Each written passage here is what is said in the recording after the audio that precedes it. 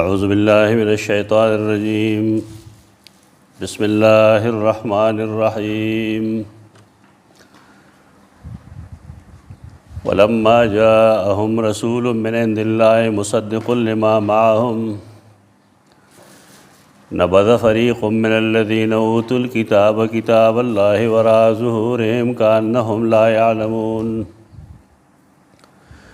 واتبعوا ما تتلو الشياطين على ملك سليمان وما كفر سليمان ولكن الشياطين كفروا يعلمون الناس السحر وما أنزل على الملكين ببابل هاروت وماروت وما يعلمان من أحد حتى يقولا إنما نحن فتنة فلا تكفر فيتعلمون منهما ما يفرقون به بين المرء وزوجه وما هم بضارين به من أحد إلا بإذن الله ويتعلمون ما يضرهم ولا ينفعهم ولقد علموا لمن اشتراه ما له في الآخرة من خلاق ولبئس ما شروا به أنفسهم لو كانوا يعلمون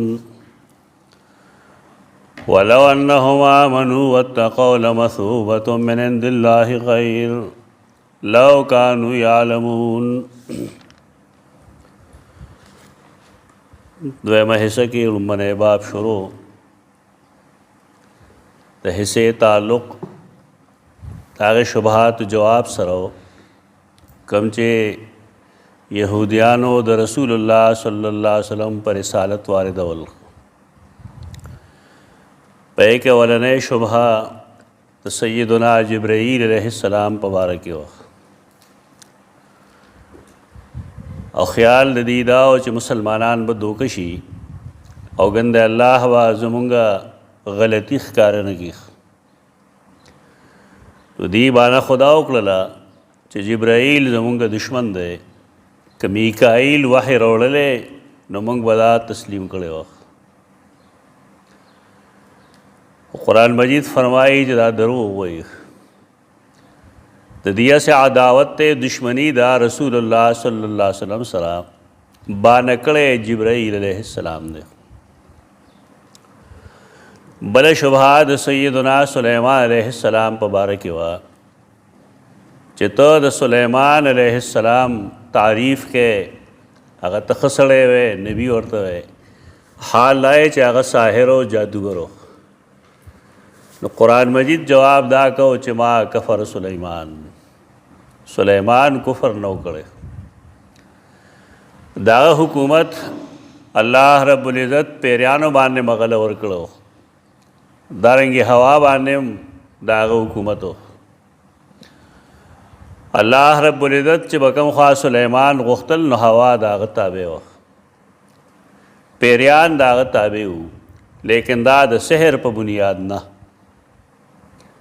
سحر نو په دی وجه دا دروغ دی چې سلیمانی ټوپه څوک پسر کی ناخکاری نه او سلیمانی ګوته داسې او سلیمانی کتاب داسې او سلیمانی چه داسې دا ټول دې ته زټلیات وایي موږ دا بکواسات دي دا دین نه دی زموږ دا کیسې دي او دین پورې تړلی شوي دي. ته دې سيزونو نه سکوټ انکار کوي دا زموږ دین نه دی دا چې څوک کوي غلط کوي. سلیمان علیہ السلام لا الله من الجن من یغوصون له یعملون عملا دون ذلك الله غلط تابع کړو پیریان وپې به وهلې ملغلره به روخلې کارونه به کول آباده به کول غټه غټه بنگلې به جوړولې دیګونه به جوړول غټ غټ خانکونه به جوړول دا غد سلیمان تابع او الله سلیمان ته فرمایلیو چې کپدی کی یو کس سرخ په خوځي کنه نو سزا ولم ورکوه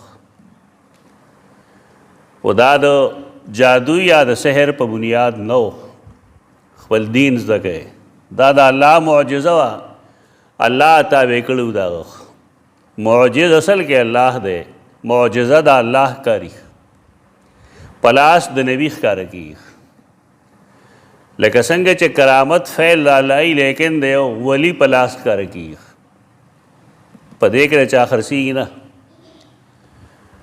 سلیمان علیہ السلام یې بدنام کړو، دی به داود او سلیمان علیہ السلام دواړه بادشاهان ګڼل، انبیا یې نه ګڼل. په دې وجه د دې په کتابونو کې د دې انبیاو ډېره بېعزتي موجود ده. دا تحریف دی د دې کوم چې دی په خپلو کتابونو کې کړی. ما کفر سلیمان نه خپله دا معلومیږي چې سحر کفر دی. د هغې وجه دا یي چې په هغې کې غیر الله ته آوازونه یي، غیر الله ته رامدد شوی دي.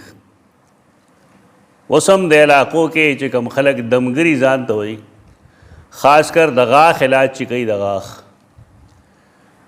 د هغې شداد او نمرود ته آوازونه کوي، لیکلي یا شداد او یا نمرود یي او خلقو ته هغه ښیي. دا سړی مسلمان نه وي. نور بے شمیره کارونه دي چې په کې خلک جبرائیل او میکائیل ته آوازونه کوي، اسرافیل ته آوازونه کوي، او دی په دې نه پوهېږي چې د الله نه سوا بل چاته غایبانه آواز کول اسلام دا جایز نه ګڼي. وقال ربکم ادعوني استجب لکم، ستاسو رب ویلی دی ما نه غواړئ زه به در کوم. سلیمان کفر نه وکړی، ولکن الشیاطین کفروا یعلمون الناس السحر. مونږ ویلیو سحر علم دی، لیکن دا علم غیر نافع دی. هر علم جائز نه وي. علم به وي د پوهې خبره وي، لیکن به ناجایز وي. اسلام د یو څیز منفعت ته نه ګوري. د حلال حرام ضابطه دا نه ده چې فایده پکې شته که نشته. فایده خو په ډېر شي څیزونو کې. کم بنی آدم چې سودي کاروبار کوي هغه ته خو ډېرې فایدې وي. د سلو په ځای 200 اخلي، د لکو په ځای بیا 2 لکه ورته میلاویږي. فایده خو شته هغه ته دنیایي. دارنګې جوارۍ کې هم څه فایده شته دی وقتي طور. قرآن مجید دا ذکر کړی دی، شراب هم ذکر کړی دی چې کې هم وقتي طور یو آرام دی، یو سکون دی، لیکن وَإِثْمُهُمَا أَكْبَرُ مِن نَفْعِهِمَا. د دې دواړو ګناه د دې د فایدې نه ډېره ده. ضابطه دا نه ده چې کار پې کېږي، ضابطه دا ده چې آیا جایز هم دي. دا د پوهې خبرې عام کول پکار دي. ورانې به کوي خلک شرکي دمونه اچوي، بیا وایي کار پې کېږي. کار خو په هر څه ناروا کېږي. مسلمان د پاره د کار کېدل یا د کار نه کېدل مسله نه ده، اجازت شرعي پکار دی چې شریعت دې ته جایز وي که ناجایز وي. سحر کې څه وقتي طور مصیبت فایدې خو شته دی که نه، مصائب هم لرې کوي، مشکلات پہ هم لرې کېږي، ظاهري پیسې پہ هم راځي، لیکن قرآن سحر ته کفر وایي. یو سحر هغې چې هغې ته مونږ د لاسونو صفایي وایو. د عام جادوګري کوم چې سکولونو کې میلو کې کم خلک کوي، دا سحر نه دی، دا د لاسو صفایي ده. دا د لاسو صفایي ده، دی کې هغه شی هغه شان دی نه وي. مونږ چې واړه وو زموږ سکول ته هم یو سړی راته راسي، د خټې نه یو شی به یې جوړ کړو، رنګ به یې ورکړو، ایکې به یې تار اچولو، تیار به یې راواغست. چاته چې وضاحت نه کې هغه وایي چې دا لا څنګه چل دی. دا به یې نیولی و هغه څیز، چې ورته به یې ویل د مور دپاره راکوز چې را ونه راکوزېده. دا د معاشرې عکاسي کوله که چې معاشره کې اولاد د مور نه مني، د پلار نه مني، خو چې ویل وی د ښځې دپاره راکوز شه، نه په منډه راکوز شه. خو چې ته وضاحت نه کې دې خبرې، نو خلک وایي چې داسې دي.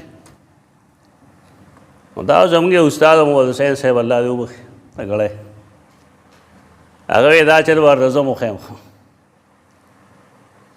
هغه موږ له سار یو شی راوړو د لرګي جوړ، ایکې سوری هم کړو، او د هغې سوري د پاسه یې د بله غاړه باندې میخ ور ټکوالی و پټ غونده، نو په یې کې تار دننه بوتو، بیا دا غاړې راښکه، بیا داسې که ول پکې راغی که نه. ول پکې راغی داسې چې کله به هغه کلک نیولی نه به نه راته چې لږ غونده به یې ډیله که نه به راوتښتل. دا جادو نه دی، دا د لاس صفایي ده. ورانه یې کړی دی، یو شی په پټه طریقه استعمال کو، نو خلق دا وایي چې کنې دا جادو دی. دا جادو نه دی، دغه جادو ته کفر نه وایي. دا جدا جادو دی چې په کې غیر الله ته آواز کولی شي، په کې حرام کارونه کولی شي، په کې د محرماتو تصور نه وي، په کې د بول او د پیشاب دارنګې د مادې منویې باندې خلک لیکل کوي،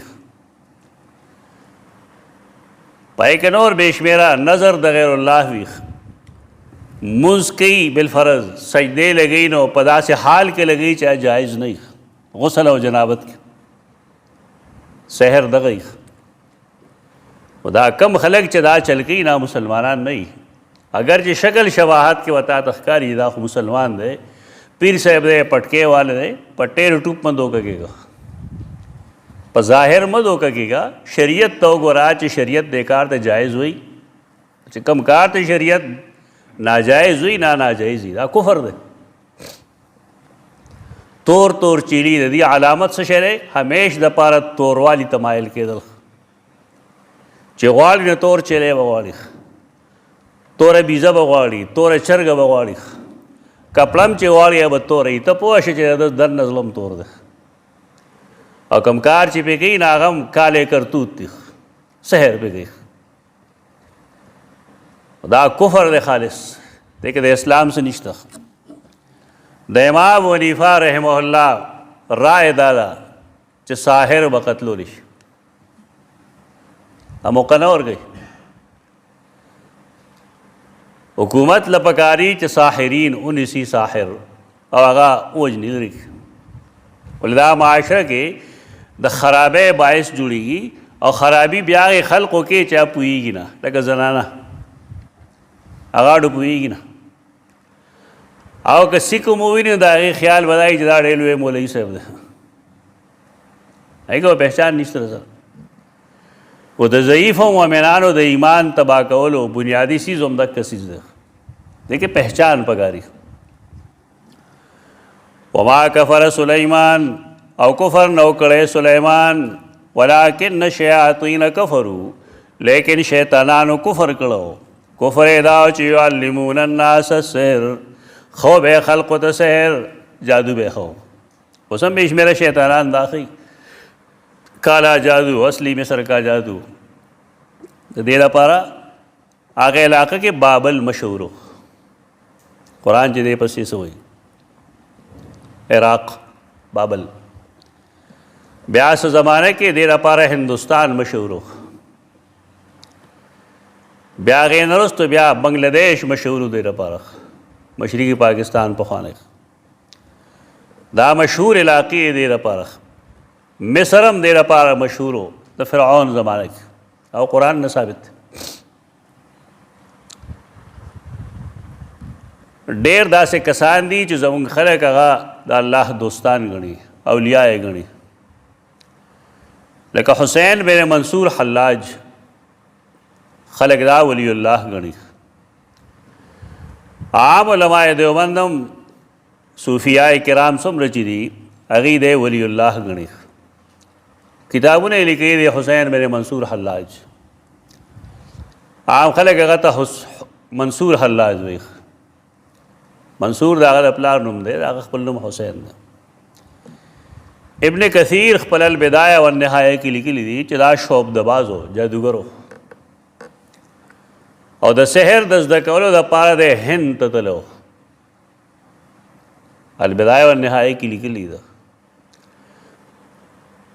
مونږ چاته کافر یا مسلمان په دې معنی نه وایو، خو دومره دا چې که واقعي ساحر نو بیا مسلمان نه دی. که ثابت شي داسې کوم چې البدایه کې لیکلي یا نورو خلکو لیکلي دي، لوی لوی خلقو په هغه باندې بحث کړی دی، بلکې دا ثابت کړي دي تاریخي صحیح واقعاتو سره چې د خلک ډېر زیات خراب کړو، بلکې خپل عبادت ته خلق را بللو.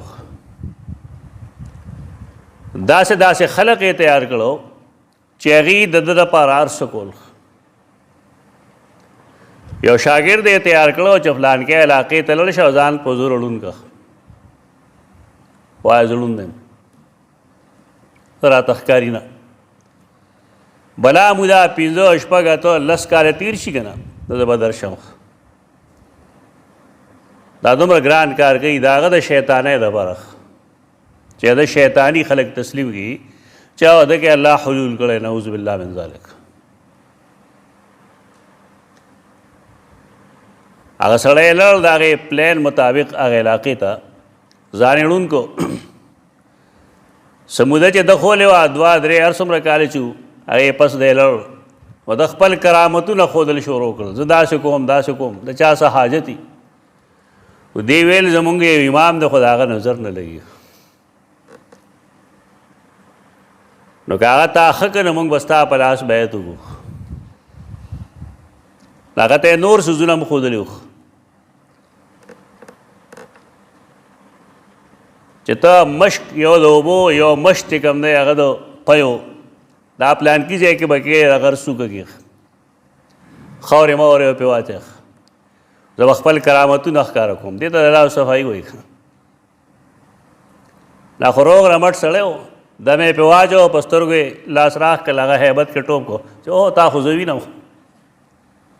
د خلکو یقین خاص شي چې او دا حسین بن منصور حلاج دی چې خلکو د هغه نه دلته کې لوی شی یو کړی.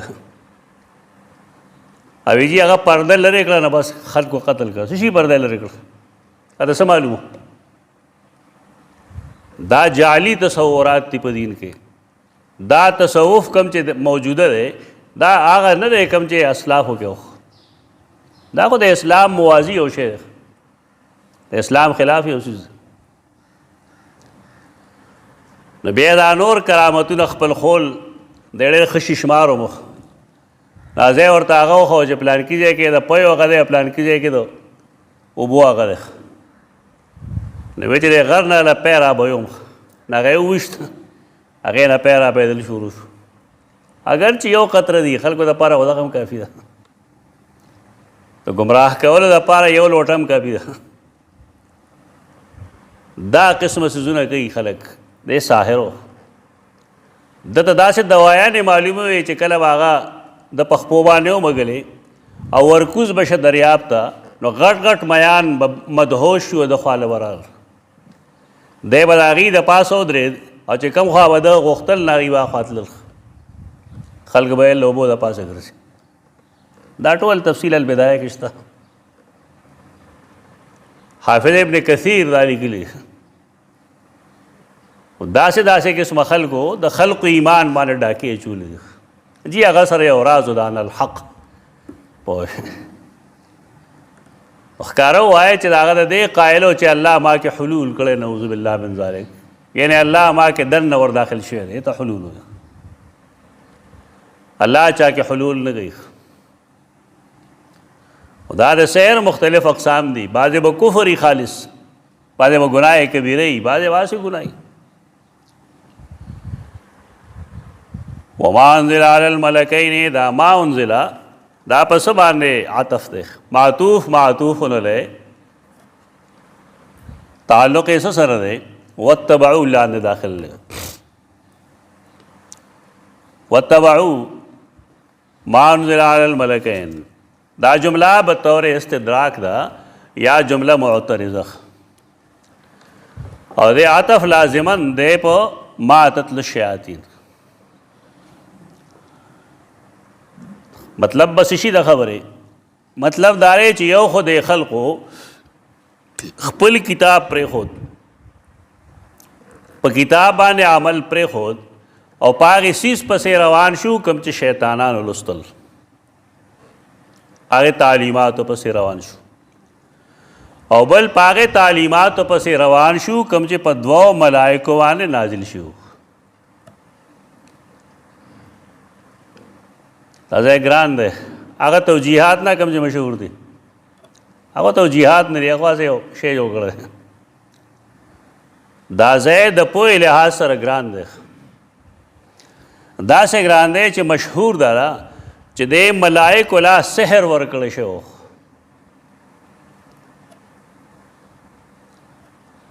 سوال لای چې آیا ملائک سحر ته کله تا کفر وی؟ ما کفر سلیمان، قرآن تصریح ده کنه، ولکن الشیاطین کفروا یعلمون الناس سحر. نو ملائک غوندې معصوم ذات هغې څنګه کفر ښي خلکو ته؟ دې کې اصل اشکال لږه دی، هغه نه چې دا کله یو تعویل کوه کله بل او څلور شپېته توجیحات پکې وکړه او بیا وایه دا مشکل القرآن ښه.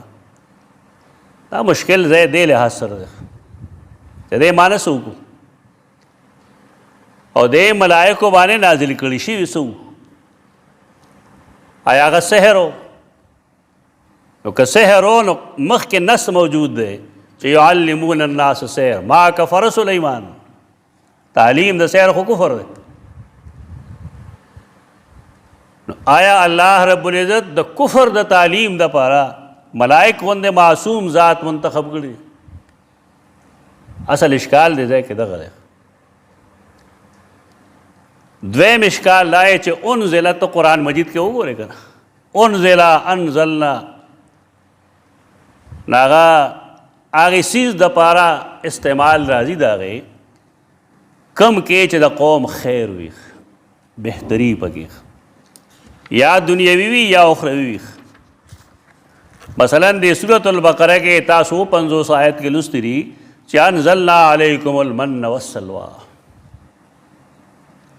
دا د خیر یو څیز و. من سلوا د خیر یو څیز و. قرآن مجید د هغې دپاره د انزلنا الفاظ استعمالی. دلته کې 99 آیت کې وَلَقَدْ أَنزَلْنَا آيَاتٍ بَيِّنَاتٍ وَمَا يَكْفُرُ بِهَا إِلَّا الْفَاسِقُونَ. آیات بینات د پاره د نزول خبر راځي. انزلنا د نزول دا لفظ چې کوم دی قرآن و حدیث کې ګورئ دا په دې معنی نه راځي.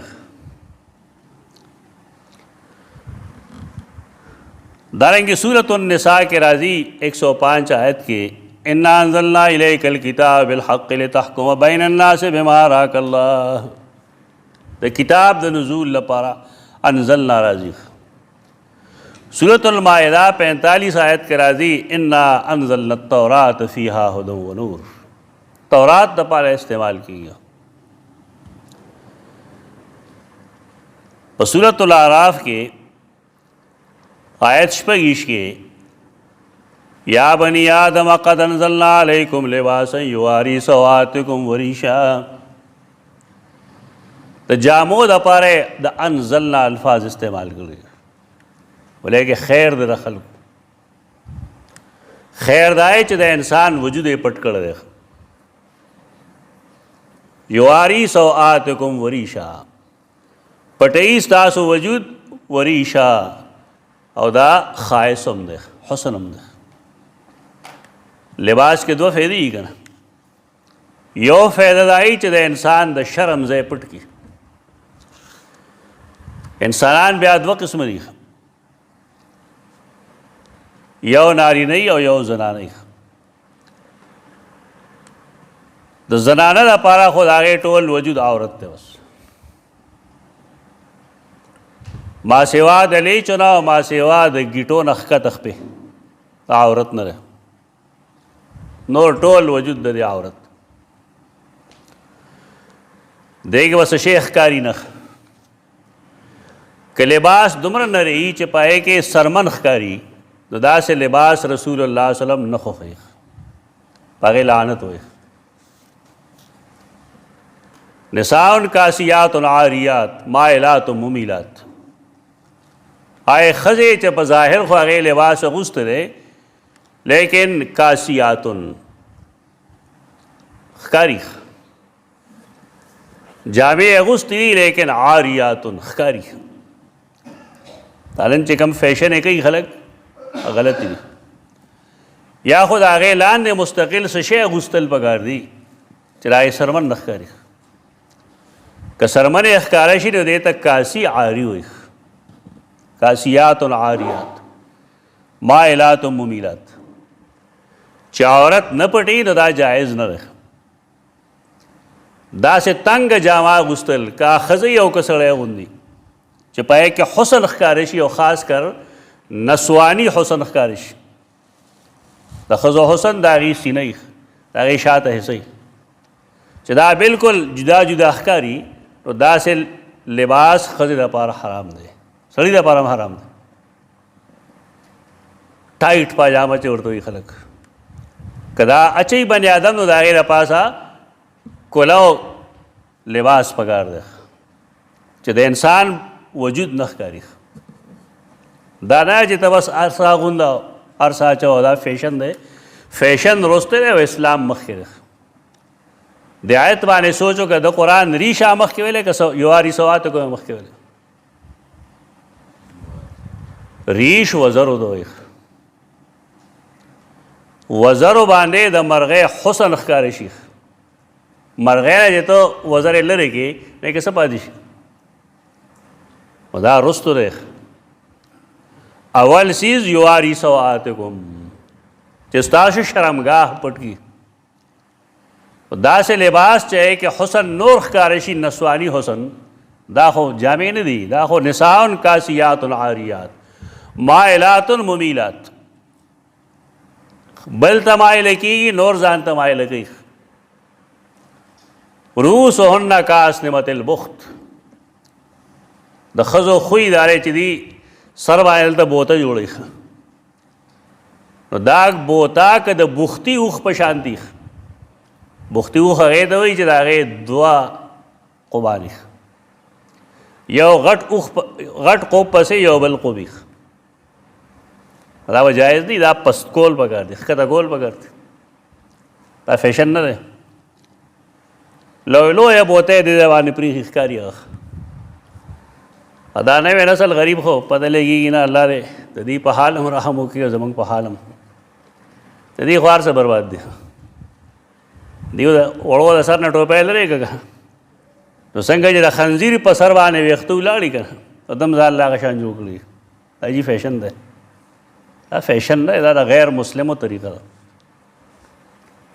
او دی په دې طریقه باندې خپل دین او خپل شی عام کول غواړي. خنزیر چې هغه حرام دی، د هغې مینه د مسلمانانو په زړه کې په دې طریقه پیدا کوي، فیشن په نوم باندې. نو قرآن د لباس دوه فایدې ښیي. یواري سوآتکم چې ستاسو د شرم ځای پټ کړي، دا پټول پکاري. وریشا او دا حسن دی.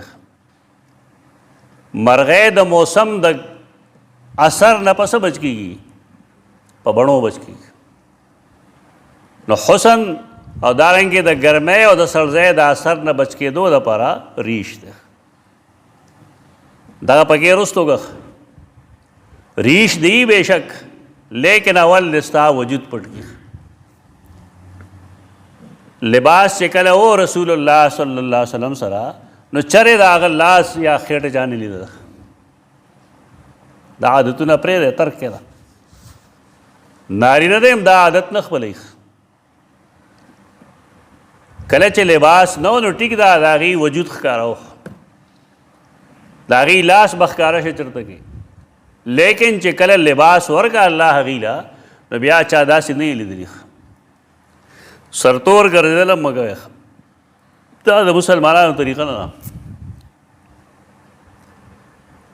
مسلمانانو ملکونو باندې چې کله فرانسیسیانو او انګریزانو حملې وکړې او د دین یې خپلې منډۍ جوړې کړې، نو دوه څیزونه موږ ته رالل: سرتور سر ګرځېدل او ږیره خرول. تر کومې چې مسلمانانو دا کارونه مسلمانانو کې سرتور ګرځېدل یوازې مونځ کې نه، د مونځ د بهر هم رسول الله صلی الله علیه وسلم سرتور نه ګرځېده. او چې ته وینې چېرته کې نو د حج موقع وایي، عمرې موقع وایي. سوال د مونځ کولو نه کېدو نه د ځان له مسله ده، د هغې سره مه تړه، دا رواج غلط. د بعضې خلقو مزاج دا دی چې هغه خامخا سرتور ګرځي، چا ولې دیني رنګ ورکړی دی، لرې نه پېژندی چې صاحب څوک دی. سر به یې ښه غوړ کړي، ږیره به یې هم ښه غوړه کړي، لرې نه نشان دی دا پلانکې صاحب دی. دغلته کې قرآن مجید استعمال کوي د انزلنا، لباس خو د بره نه راځي، لیکن اصول دای چې کوم چیز کې خیر او برکت نه الله د هغې دپاره د انزال لفظ استعمالوي. دی نازل کړی نه دی، خلقنا په معنی دی، لیکن استعمال ته د قرآن مجید وګوره د سحر غونده دپاره چیز سوال نه پیدا کېږي چې قرآن د هغې دپاره انزلنا استعمال کړي، او ډېر خبیث چیز دی. سورة الفرقان وګوره آیت 48 وانزلنا من السماء ماء طهورا، مونږه راورولی دي د اسمان نه پاکې اوبه، اوبو دپاره انزلنا راځي. دا ولې که څومره خیر و برکت دی.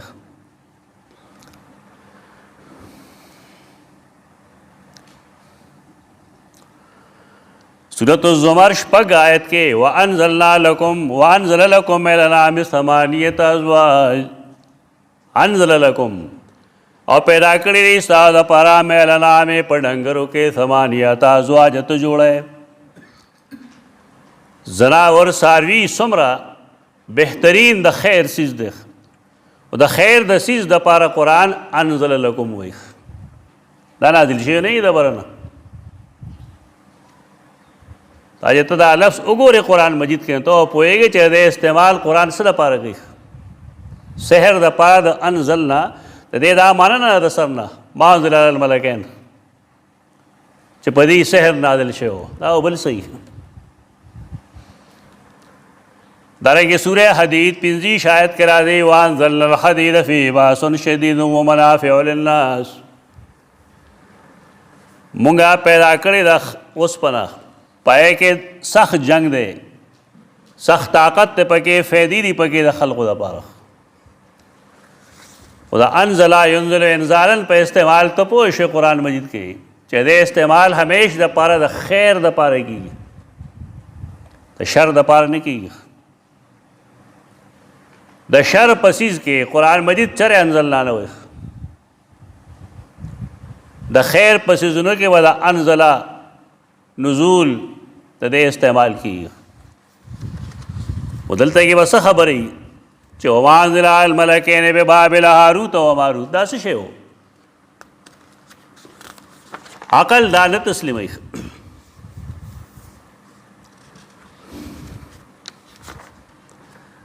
د دې نه مراد څه کېدی شي؟ دا ولږ تفصیل ته تلل غواړي. مختصر تفصیل دا هغې دا دی چې په بعضې کلماتو کې الله څه بعضې آثار ایښي. سړی چې د خیر خبرې کوي که نه، ستا مجلس کې د یو سړي خواله ته لړی، هغه نیک سړی دی، ابه ساده خبرې وکړي، لیکن د قرآن او حدیث متبع وي، نو ته چې د هغه مجلس ته لړ شې نو ستا زړه کې یو قسم تسلي راشي. دا ولې الله رب العزت کلماتو کې اثر اچوي، د بدو کلماتو اثر یې. یو سړی ته کنځلو کی، د مورو کی یا د خورو کی یا بل نه په چا ښه لګي که بد پې لګي؟ بد لګي په هغې. دا ولې؟ دا کوم سړی چې کنځلې وکړي نو دی هغه کار کولی شي؟ هغه نه شي کولی. کلمات که نیک کلماتی نو د هغې هم اثر وي، او که بد کلماتی نو د هغې هم اثر وي. معلومیږي داسې چې الله رب العزت د هاروت او ماروت ته څه داسې الفاظ ښودلي دي چې د هغې نیک اثر هم ته خلک وښکې شي، نیک کار ته هم ایستی شي، او د ناکاره څیز دپاره هم هغه استعمالېږي. یعنی یو څیز دی پای کې اثر شته، اثر پکې الله اچولی، آثار ټول الله اچوي. یو بني آدم دی هغه جمال کوټه وخوري یا ثنا وخوري د مکې، ثنا مکي. زموږ دا پاکستانیان چې لړي شي هلته کې هغې لبن ورکوي خلکو ته. لبن موږ خو پایو ته وایو، خو هغې پای ته حلیب وي او لبن هغې شملو ته وي. د اصطلاحاتو فرق یاد ساته، کني بیا ورته معامله جوړېږي هلته کې. لبن ورکړي نو موږ ته خو پته نه وي، زمونږ خیال دی چې دا پی دي، نو خلک یې کولوږي په سر یې راواړي. نو په هغې لیکي نتاج مکة المکرمه، دا مکه مکرمه کې جوړ شوي دي.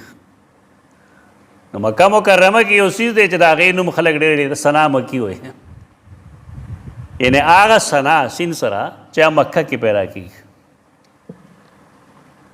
مکه کې د هغې نه علاوه بل څه ګیا نشته. ثنا مکي ده او د غز په شان دی، داسې نري نري بوټي دي ازغیدار، کیکر ورته ووایه، خو د هغې څاروي ټول دغه خوري. ثنا مکي کې الله دا اثر یې دی چې انسان هغه استعمال کړي نو د نوم خواوشا درد پیدا شي، ډېر سخت ګیس پیدا کړي. او ګیس داسې لکه څنګه چې بیا د ګاډي نه شوړه وځي، دغه چل کوي سړي سر. نو سړی په ځان نه وي پوهه، حیران ته ګنده شوي. زموږ ماماجي الله دې وبخي ماته چې ته لړ شې حج له، نو دا ځای لبن ونس کې کني کې به دا چلی. و دې کې دا اثر چا ایښی دی؟ کیسې خو موږ دې لپاره وکړه چې ته لږ ویښ شې که نه، خو اصل دې کې دا اثر چا ایښی دی؟ اثر په هر چیز کې، په هر کلمه کې ښه یا بد اثر د الله ایښی دی. و د هغې استعمال سره به اوس ته دې تعلق وي چې دا ته استعمال یې څنګه. که ستا خېټه سخته وي نو بېشک ته هغه لبن وڅښه، خېټه به دې ازاده شي. خو که بالفرض ستا خېټه نارمل لا سمه ده او ته هغه وڅښې، بیا به تا تکلیف درکوي. نو هر هغه څیز چې هغې کې د خیر او د شر دواړه پهلوګان وي، موجود وي، او تا هغه استعمال د شر دپاره کې، نو دې ته قرآن فتنه وایي. دا د قرآن چې کومه جمله دلته کې چې انما نحنو فتنة فلا تکفر، فتنه هر هغې کار ته وایي. وروسته وضاحت کوو د هغې چې د هغې نه ښه نتیجه هم ته ایستی شي او د هغې نه خرابه نتیجه هم ایستی شي، فایده ته هم اخیستی شي، نقصان هم ورکولی شي. بعضې کلمات دي داسې چې که سړی هغه ووایي نو یو ښه فایده میلاویږي، خو که هغه ووایي نو د هغې نه یو نقصان هم پیدا کېدی شي. دا سحر نه دی، دا عام ساده کلمات دي، ښکلې کلمات دي. الله د هغې نزول کړی دی په دغې دوو ملایکو چې د خلقو ته دا کلمات وښیې د سحر د توړ دپاره. دا کلمات زده کړئ، خو که تاسو دا کلمات داسې وویل، استعمال مو کړل دغه شانتې، نو فایده به وي. خو که دغه شان مو استعمال کړه دا بل شان، نو بیا به دا نقصان کوي تاسو ته، دا فایده نه کوي. دغه امره خبره ده، د دې نه خلکو کیسه یې جوړه کړې ده چې د سحر د تعلیم دپاره موږ هم بلا موده لګیا وو، د سحر تعلیم دپاره یې لېږلي دي، او د سحر او د معجزې فرق یې پرې کړی دی. او د پیغمبر په ذریعه نه رالیږو، پیغمبر په ذریعه نه رالیږو یا تعلیم یې نه ورکو، نو بیا د ملائکو په ذریعه هم د دې تعلیم غلط. الله رب العزت ملائک غوندې پاک خلق د هغې خولې په شرکي کلماتو نه ګندګوي. ملائک هغې نافرمانی کوي، نه سوال نه پیدا کوي، شرک او کفر نه کوي. لہذا دا تعویل دا درست نه دی. په دې څه دلیل د قرآن و سنت نه نشته، یو تفسیر د خلک یې کوي. موږ هم عربي چوکاټ کې دن نه پاتې شو دا تفسیر کو چې دا څه خاص کلمات دي چې ته موږ خپله ژبه کې دمونه وایو، څه خاص دمونه دي چې الله دې ته وښودل چې لړ شی د خلقو ته ووایئ چې د سحر په ځای دا زده کړئ. لیکن د دې دم دا فایده ده او د نقصان ده. یو سړی تا ته هغه وایي چې سورة الفاتحه په دې باندې ته د هر تکلیف علاج کولی شي، مسنون علاج پې کولی شي. ابن قیم رحمۃ اللہ تعالیٰ علیہ خپل زاد المعاد کې یو مستقل باب لګولې دی طب النبوي په نوم باندې. هغه څیزونه کوم چې رسول الله صلی الله علیه وسلم بطور علاج ښودلي دي، که د هغې تعلق خوراک څښاک سره او که د هغې تعلق قرآن مجید سره یا هغه کلمات چې هغه ماثوري منقولي. طب نبوي په نوم باندې هغه کتابونه جدا ملاویږي، خو دا اصل کې دی د زاد المعاد یو مستقل جلد. نو په هغې کې د سورة الفاتحه ګڼ فایدې ښودلي دي. الکلم الطیب حافظ ابن تیمیہ رحمہ اللہ کتاب دے او پائے کہ ہم سورۃ الفاتحہ بشمیر کمالات خود لی دا خورستو خلق دے مونگا دا نبی کریم صلی اللہ علیہ وسلم نم اول اغسط دے چھ مونگ تا آغا فرمائلی دی چھ پدے کی دا مرگ نے علاوہ دا ہر چیز علاج دے نالستل بگار دے هغې سره اعتقاد صحیح ساتل پکار دی چې او زما رب ما ته څه ویلي دي ټکي ویلي دي، زما نبي ما ته څه ویلي دي صحیح ویلي دي. خو دا خو ته دغې دپاره استعمالولی شي، خو که دا یو سړی استعمال د دې دپاره کي چې چاله نقصان ورکي، ممکن دی چې الله دې کې دغه سره هم یخي. اوس یو سړی دی هغه استعمالي د دویم نقصان دپاره، نو دا سورة الفاتحه د دپاره فتنه شو، ازمیخ شو که نه، ابتلا شو. دا ملائک چې راغلي دي دی په سحر نه راغلي، دی هغې کلماتو ښودلو دپاره راغلي دي چې د هغې ویل جایز وو. ای که شرک نه و، ای که کفر نه و، ای که سحر نه و. وما واتبعوا ما او دی روان شو پای څه پسې ونزل علی الملکین چې نازل کړی شو په دوو ملایکو باندې. دلته خلکو ما نافیه کړی ده چې هېڅ شی نه و نازل کړی شی. قرطبي کې دا تعویل لیکلی دی چې ما نافیه هم کېدی شي، نه شي کېدی چې ته ما نافیه کې نه دا مخکې سره څنګه لګی واتبعوا لاندې به څنګه راولې. ځکه تا ته ما ویل چې استادان دې ته نه ګوري چې دا مونږ څه وایي، خو توجیه دا ویې کړه بس طالبان پې خوشحاله چې جي استاد ګڼې توجیحات یې وکړه. غلط توجیه کوي نو وخت مه ضایع کوئ.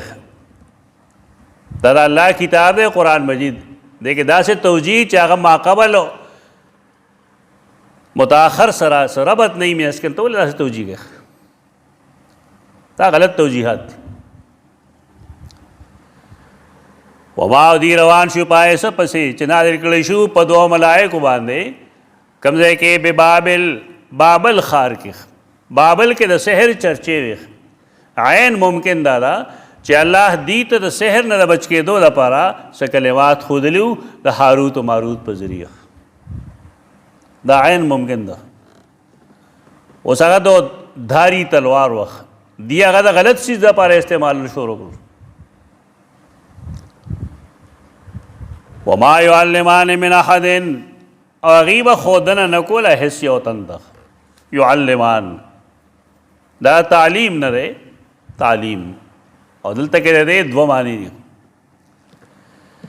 یو معنی خو تعلیم دی،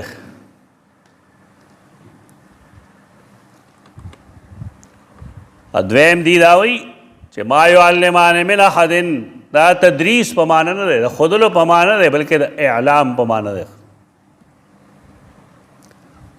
يعلمان وما يعلمان من احد او دی به تعلیم نه ورکو دواړو هیڅ چاته حتی یقولا تر دې چې ویل به انما نحن فتنة یقینا مونږ د ازمیښت دپاره یو. فتنه فیتینون عربی ژبه کې د فیتینون بنیادی معنی څه شی دی؟ سره یا سپین ویلي کول، بټۍ کې هغې ور داخلول، د دې دپاره چې په هغې کې څه ملاوټي چاته لرې شي. دې ته وایي فیتینون. دینار مفتون هغه اشرفی د سونې یا د سپینو زرو درهم او دینار چې چې کله به هغه ګرمولو ته کېښوده نه ته بیا مفتون وي. مفتون دا مطلب چې دې نه غیل غش لرې کړی شوی دی. تا چې د سونا پاسه وایي خالص سره خالص سپین دې ته وایي دینار مفتون. دلته کې د فتنې دا لفظ چې کوم دی د دې مقصد څه شی دی؟ د دې مقصد هم دی تو ورکول، ګرمول، د امتحان دپاره، د اختبار دپاره. احادیثو کې شیطان ته فتان وایي ځکه هغه انسان مصیبت کې ځي.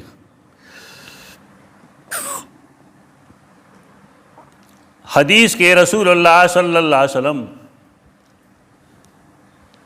په قبر کې چې کم ملائک راځي نو هغې ته فتانا القبر ویل.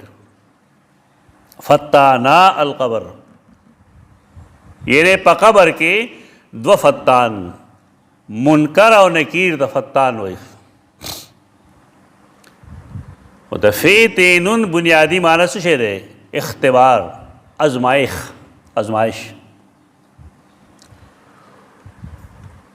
عربي لحاظ سره دی دا معنی دي. قرآني استعمالات د دې ډېر زیات دي. چې زده کې ته دلته فتنې په معنا وپوه شي. دلته کې دا لومبنۍ آیت کریمه چې مونږ وایو ما یعلمان من احد نو حال لري دي دواړه به تعلیم نه ورکوو یو تن ته هم حتی یقولا تر دې چې ویل به انما نحن فتنة یقین مونږ ازمیښت یو فلا تکفر نه تاسو کفر مه کوئ. ازمیښت یو ځان دپاره ازمایش نه دی، د خلقو دپاره ازمایش دی. که تاسو مونږ نه دا کلمات واغستل صحیح م زده کړه وکړه او د دې هم صحیح استعمال وکړو نو خو ټیک ده. او که تاسو دا کلمات واغستل دا هم د غلط څیز دپاره استعمال کړل نو بیا به ستاسو مسله خرابېږي. په دې وجه د کار ته فتنه ووایي، خپل ځان ته فتنه ووایي. دا د پښتو فتنه نه ده.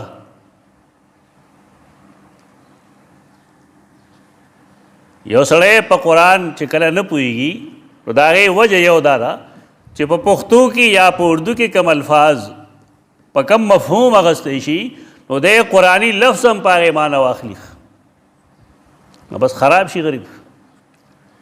داسې ګڼ الفاظ دي ما جمع کړي دي. فتنه لفظ پایې کې دی. فتنه د پښتو فتنه نه ده، دا عربی لفظ دی. فتنہ معنی دی اولی کی دلتا کہ اردو والا وغیرہ انما نحن فتنة، بے شک ہم ایک فتنہ ہے. اللہ فتنے را لی گیا. شیخ الاسلام سے بھی ترجمہ کر لیتا اور شیخ القرآن سے ترجمہ کر لیتا. اللہ فتنے لی فتنہ آزمائش تو ہے، یعنی اللہ نے ہمیں آزمائش بنا کر بھیجا ہے. انما نحن فتنة. تہذیب اللغت کے امام اظہری معنی کی معناها انما نحن ابتلاء و اختبار لکم، یقین مقصاد پار آزمیخ یو. ابن جریر عملی کی دیلتا کہ اما الفتنة فی هذا الموضع فانما نحا الاختبار والابتلاء. دلتا دے لفظ مفہوم چکم دے اگر ابتلاء. سورۃ الانفال کے 30 آیت کے راضی وَاعْلَمُوا أَنَّمَا أَمْوَالُكُمْ وَأَوْلَادُكُمْ فِتْنَةٌ. د امی نه امی سړی بس وایي مال جلو فتنه ده. د پښتو فتنه ده که د عربی فتنه ده؟ دا چې فتنه ده نو الله تعالی چړودر نه کړي. مال خو خراب چیز نه دی. مال ته قرآن مجید خیر ویلی دی، بهتري. مال خو هغه یو څیز دی چې انسان په هغې باندې ملا نیغولی شي. قیام للناس. یو غریب سړی چې د پیسې درک ورسره نه لګي ټول عمر ټیټ ګرځي. هغه چا څه پکاري؟ پکاري هغه سړی چې هغه سره لاس کې پیسې وي. زکات به څوک ورکوي؟ غریب سړی که مالدار سړی؟ چې مالداري نه وي او مال نه وي بیا د زکات ولې اخلي چې دا خیر نه دی. دلته کې هم دغه چل شوی دی چې انما اموالکم واولادکم فتنه. دا ازمیښت نه د پښتو فتنه جوړه کړې ده.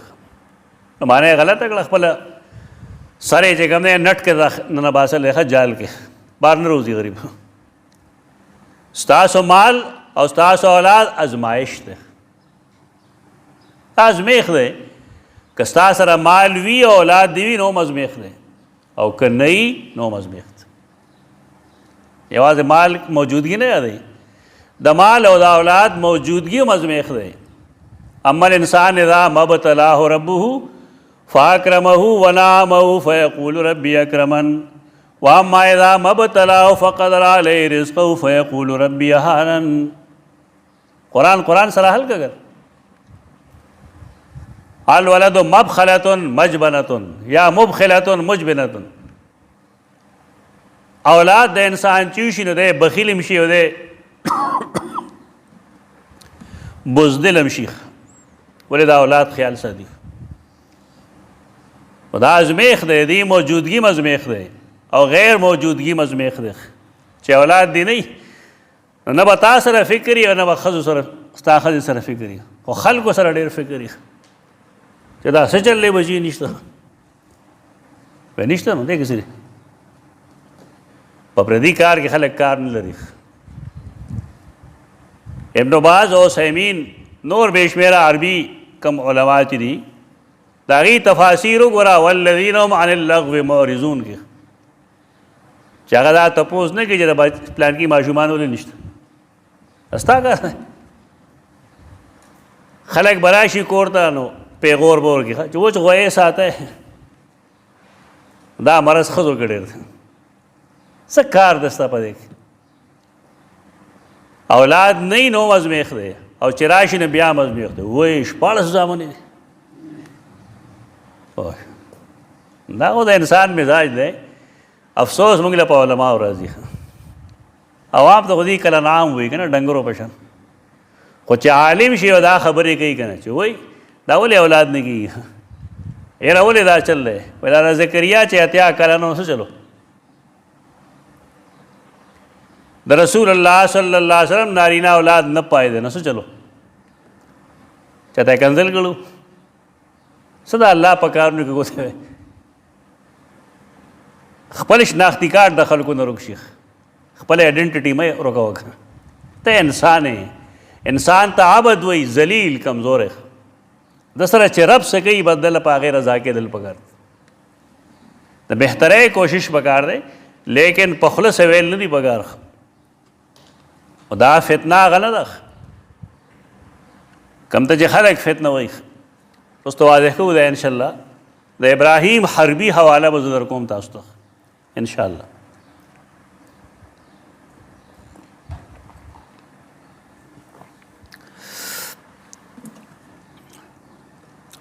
سورۃ طه کې 40 آیت کې راځي وفتناک فتونا. فتناک فتونا موسی علیہ السلام ته ویلي. څه مطلب؟ الله په فتنو کې اخته کړو. الله خپل پیغمبران فتنو کې چې دا پښتو فتنه نه ده. وفتناک فتونا، او مونږ ته ښه په ازمایښونو کې اچولی. ابتدا نه ازمایښونه چې لا پیدا شوی نه نو فرعون ویلي چې بني اسرائیلي بچی به نه پرېږدي. دا ازمایش و بني اسرائیلو دپاره. چې کله پیدا شو نو بیا د فرعون نه پټولو دپاره مور په صندوق کې واچو او صندوق یې دریاب ته لړک. دا بل ازمیښتو، د مور ازمیښت یې مو په دې کې چې دې نه به څه کېږي. لیکن قرآن فرمایي نږدې وه چې دې اظهار کړی وی د هغه لولا ان ربطنا علی قلبها. که چېرې مونږ د هغې زړه نه وی کلک کړی، الله د هغې زړه کلک. نو ازمیښ یې بیا دې نه شروع شو چې خور یې په غاړه غاړه تله او هغې کتل چې صندوق چېرته ځي. نو صندوق فرعون کره لړ. ځه اوس بل ازمیښ شروع شو. دا تا د ښیي الله چې هغه څه کېږي چې الله غواړي. کیسه کوئ تاسو خو نور پوهېږئ به نه. د چا د زور نه مه یېرېږه، د چا د کرتوتونو نه مه یېرېږه. کېږي به هغه څه چې الله رب العزت غواړي.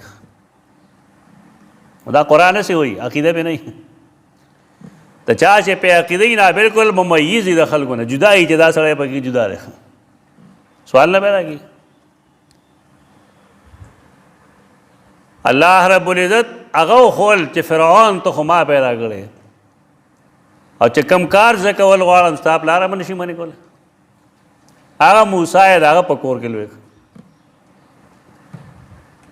دا ازمایښونه دي هلته لوېده بیا په هغه باندې نور مصایب رالل د فرعون یو خپلوان یې مړ کړو سوک باندې دا دی فتناک فتونه دلته کې تفسیر ابن کثیر یو 4 صفحې یو روایت نقل کړی دی هغه چې ولولې ډېره زیاته جړا به درشي دا معنا سره معنا دی دا فتناک فتونن امتحناک واختبرناک مونږ ستا ازمیښت کړو ستا امتحان مو اخیست دارنګې سورې عنکبوت کې راځي افحسب الناس ان یقولوا آمنا وهم لا یفتنون د خلکو ګمان دارې چې دوی به صرف آمنا باندې زه پرېږدم چې زه مؤمن یم حال دا یې دې ازمیښت به نشي کولی یعنې روژه به نه نیسې د سهار د پاڅېدو لمونځ کې وینې وه پوه شئ څه خبیث سړی هر څه منم خو چې د سهار لمونځ نشم کولی د سهار لمونځ چې نه کوي مسلمان هم دی مسلمانان د سهار لمونځ کوي هغوی ته خپل ټارګېټ معلومي چې سهار زه پاڅم نو زما کار سره د الله در کې حاضري دا بل خوا روان دي خلک دویم د دې معنا دا سورہ تغابن کې راځي 15 آیت کې انما اموالکم واولادکم فتنه ستاسو مال او ستاسو اولاد څه شی دی دا ازمیښت دی انفال کې ویلي واعلمو دلته سره واعلمو نشته دویم راځي دا د شرک او د کفر په معنا باندې شرک او کفر ته هم فتنه وایي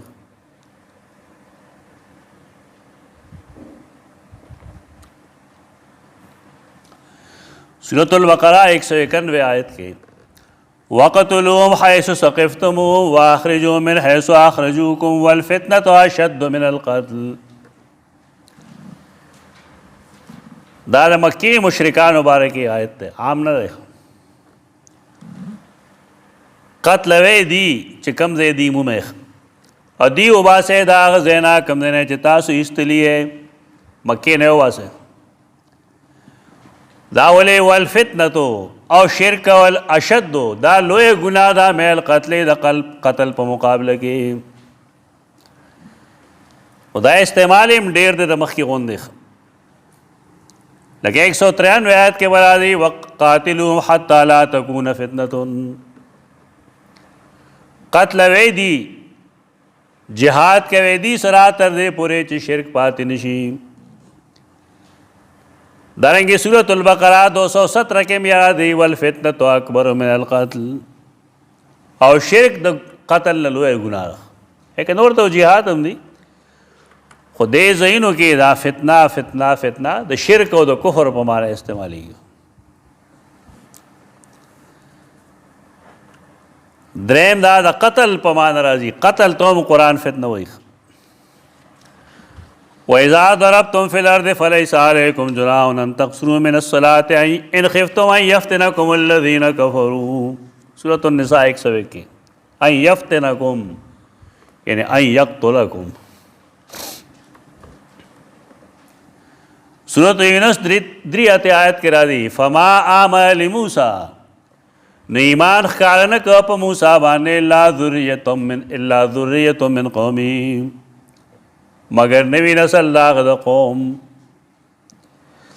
پا زوڑا و نوی نسل کی قبل اولو انا قبل اولی آسر سب فرقو نہیں داولی نوی نسل قبول کا زوڑنا علا خوف من فرعون و ملیہم ان یفتنہم دا فرعون و دا آغا سردارانو دا یری دا وجی ان یفتنہم چی دی و قتل کی تغلتا فتنے مانا قتل لکھ چی دا منگم لکی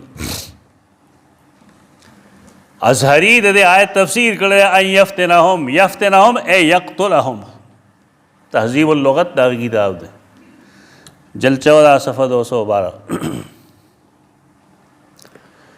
سلورم دا دے معنی راضی ادلال بیلار کول سورة المائدہ یوسلوی خایت کے وَمَن يُرِدِ اللَّهُ فِتْنَتَهُ فَلَن تَمْلِكَ لَهُ مِنَ اللَّهِ شَيْئًا او آغا سوک چا اللہ بیلاری کی اللہ داغا بیلاری کا وہ لغواری فتنتہو ادلالہو اللہ چا چا بیلاری کا وہ لغواری فلن تملک لہو من اللہ شیئن نو پدے معاملے کی تدا اللہ مقابل نشی کے دیکھ ترات لے نشی اڑو لے نشی دخپل موقف نا جدا کېدل دخپل لار نا جدا کېدل دخپل رائے نا جدا کېدل دیتا ہوں فتنہ ہوئی ایک سورۃ بنی اسرائیل آیت 3 ہویا کی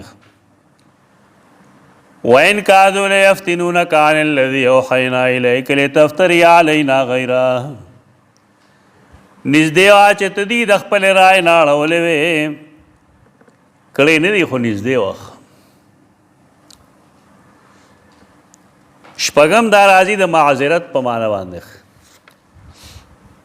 دا یو مانے ہوئے مانے اڈیر دی بیانو روایو بیالے گرام ہو گیا معذرت صد ہوئی چه سڑی او جرم کڑی گناہ کڑی رستو اقرارو کی اعترافو کی اور بانو کی بیا معذرت کی عذر پیش کی چیزی دا چلو دا چلو دا چلو یہ تو معذرت ہوئی قرآن مجید دیرہ پارم دا فتنہ لفظ استعمالی لیکن سورۃ الانعام دیری شاید کی